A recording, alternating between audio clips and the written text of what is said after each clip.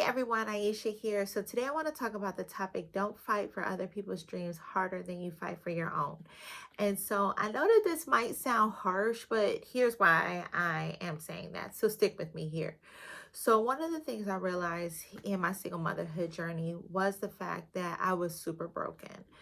When their dad walked out, it was just it really almost broke me because he became verbally abusive towards me right before he walked out. And the problem wasn't the fact that he said that mean stuff about me. The problem is that I believed it and adopted it as my identity. And those words replaced what I knew to be true about who I was, how Jesus describes me, right? And how Jesus defines me and what my true identity was. And so by me being someone who is super driven, I have a corporate finance background, been an entrepreneur for years. So for me, I understand drive, hard work, and really being able to pursue purpose because that's just, I dream big and I want to walk in purpose and I want to encourage other people to walk in purpose as well. And so I ended up getting to a point where I was just struggling and I was struggling to find my motivation, was struggling to figure out how to move forward after I became a single mom. I ended up quitting my own business because I just felt so unqualified. I didn't think that I was qualified to help my clients anymore. I didn't feel like I was qualified to stand on my expertise. I really did not even know who I was anymore and was looking for other people to define me because I was just lacked so much direction, lacked so much clarity. I was just struggling with confusion and I did not know how to move forward. So what did I do? I really tried to just lean into my identity as a mom and just try to forget the fact that I ever had a purpose and dreams before I had kids, right? And so I tried to abandon that part of me and really be martyr myself just in motherhood because I just wanted to make sure that my kids would thrive, right? And because I no longer knew who I was, I looked to motherhood to define me. But then, as I began to really feel that call to not give up on my own dreams, but to begin to pursue my own dreams and to get back into entrepreneurship and to be able to serve clients again and to be able to help people again, because, at the time I was teaching personal finances and I was just really had this call to be able to help with personal finances and help single moms and moms build businesses. And so I started to lean back into that, but it was almost like double dutch where I was afraid to jump in the ropes and just start going because I was afraid of kind of getting hit by the rope or knocked down. And so I operated from a place of fear and I was hiding because I was too afraid of feeling like I wasn't going to be good enough or that I wasn't going to be enough or that my effort in building this business and helping this people wasn't going to be good enough. I was so afraid of being faced with not being good enough that I didn't want to try. And so I would kind of try, but kind of step back again, kind of try and kind of step back again because I was just afraid to move forward because I didn't want anything to shake the confidence that was beginning to come back. But yet I felt also this pull that I needed to start leaning into, um, you know, purpose in addition to motherhood, right? Hopefully that makes sense. But I was afraid to do that in my own business as an entrepreneur. And so I had a couple of different opportunities to collaborate with other people in their business. And so it was so funny because I put down my own business and the things that I was working on and leaned into what these people were doing. Somebody would give me a vision about their business. I would lean into it and just like try and serve, right? And to really pursue partnerships. And then when I pursued those partnerships, I would really lean into helping them grow their business, of course, for free, right? And it gave me, it felt like it was giving me purpose, right? But I was ignoring what the Lord was calling me to do in my own business. And it was so interesting because one day, I was posting a whole bunch of stuff on social media for a business owner that I know about some of her programs that she had coming up. And then I started to think about it. I was like, wow, why do I keep telling my therapist that like all these barriers for why I can't show up for myself in my business? But wow, I sure am showing up to promote her business, right? And I started to think about it. I'm like, you know what? Why am I spending all this time, promoting this other particular platform where I'm teaching on there for free, but yet I can't seem to get my own workshops together and I can't seem to promote my own stuff. Like, this doesn't make sense. It's not that I couldn't do it, right? Because I'm showing myself capable of, doing like, showing up as an entrepreneur. But the problem is that I was doing it for other people and not myself, because I had been telling myself all along, I didn't have time, couldn't do it, like all these barriers for why I couldn't show up for myself in my business and why I couldn't show up for myself in the purpose that God had me working on through this particular business, through my business. And once I started to take a step back, I realized that all of the excuses and all of the reasons that I was sharing, they weren't true, right? And that everything that I was dealing with was rooted in fear. Fear of rejection, fear of not feeling good enough, fear of what if I fail. And so rather than confronting those things, I decided to pour my effort into other things, right? Of course, motherhood is my first ministry. So I'm not trying to say that that's not the case. Um, I'm not trying to say that at all. But what I was saying is that I ended up pouring myself into helping other people build their business when God was telling me to build my own. And why do I share this story with you?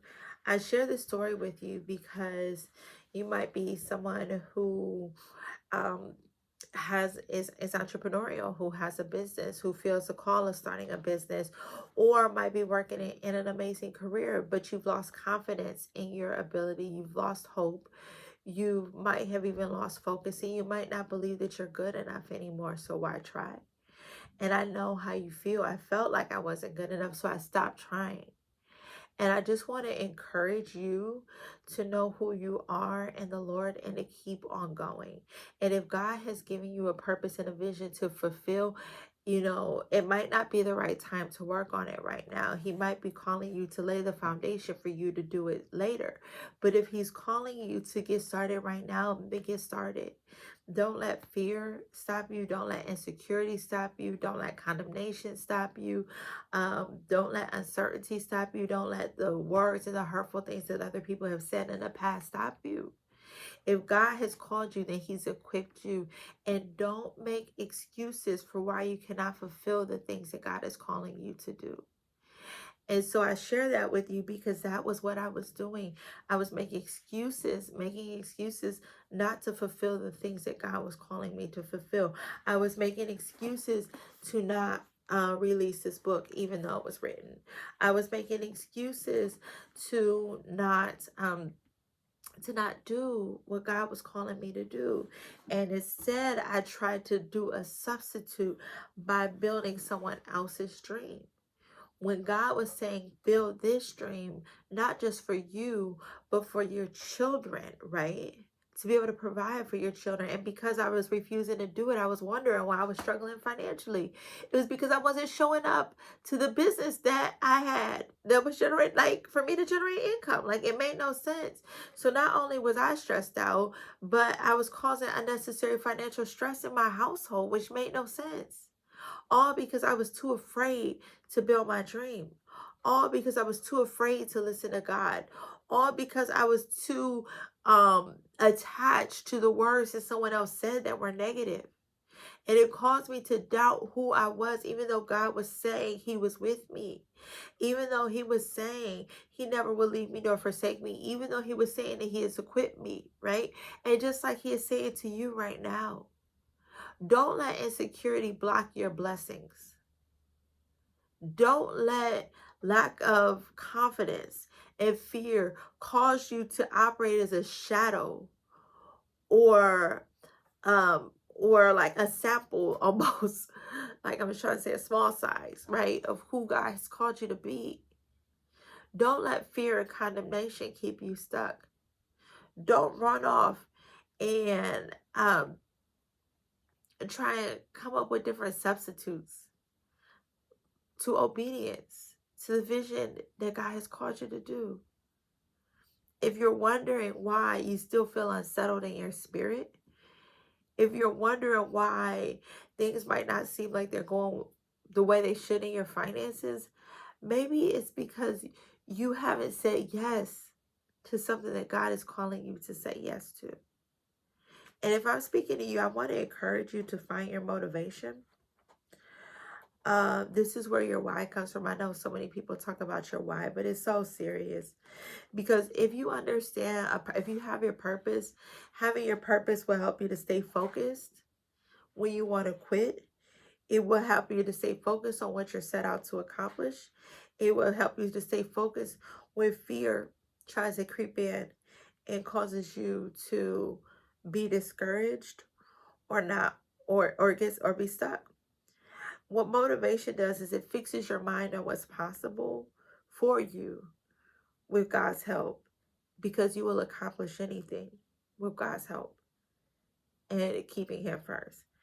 Motivation also gives you a goal to work towards.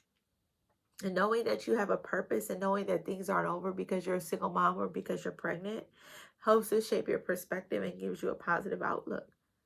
It helps to sustain you and keeps you going, and it helps you to have goals that line up with God's word and purpose and plan and will for your life. That purpose and that motivation gives you something to be accountable to. Because the beautiful thing about goals, especially SMART goals, specific, measurable, actionable, realistic, and time bound, it helps you to have built-in accountability because you know what you're working towards and you know when it's going to happen. And it will help you to not succumb to victimization, apathy, or a desire to give up. Because when we're hurt, we can give up in so many different areas of our lives. But your motivation also gives you a way to have joy, right? Because sometimes when it seems like when we suddenly become an unexpected single mom, um, or just hard times come, it can steal your joy, it can zap your joy. But when you're anchored to the Lord and when you're focused on the things that He's calling you to do, and when you can fix your eyes on Jesus and also to fix your eyes on the purpose and plan that God has for you in your life as a mom and also as a woman, those things can keep you powered through the hard times instead of finding substitutes and then calling it obedience, right? Because at the end of the day, God has a purpose and plan for you, and He has a purpose and plan for your children. But how are you going to accomplish that if you keep running to things that God didn't call you to do? And so I encourage you to just evaluate your time, evaluate what it is that you're, you know, spending your time and your effort on. Number, it should be, serving the kingdom of the Lord, right? Of course. But your first ministry is your children, and your second ministry is the thing that God has called you to do outside of motherhood, right? And so what you want to do, and then you also have to make sure you're spending time with the Lord, right? That's got to make sure I say that, right? So your relationship with God, and also serving in the areas where He's called you to serve. But what you don't want to do is run off and build someone else's dreams more than you're going to work on building your own, because you're too afraid of moving forward because of past pain and suffering. And so I definitely want to encourage you to walk in the will of God, walk in the way of God, follow the plans for God, obey Him, trust Him, and rely on Him. And I'm not trying to say, I just want to make sure I clarify, I'm not trying to say if the Lord is calling you to serve in a capacity that you don't serve, because that would be a violation, right? What I'm saying is build the things that the Lord is calling you to build. Serve in the areas that God is calling you to serve. But don't look for substitutes to avoid being obedient in the things that the Lord has called you to do because of fear. That is the whole point. Don't look for substitutes. And that is what I was doing. I had to learn that I was looking for all of these things to bring me validation, right? I was looking for all of these people to pat me on the back and say, well done, right?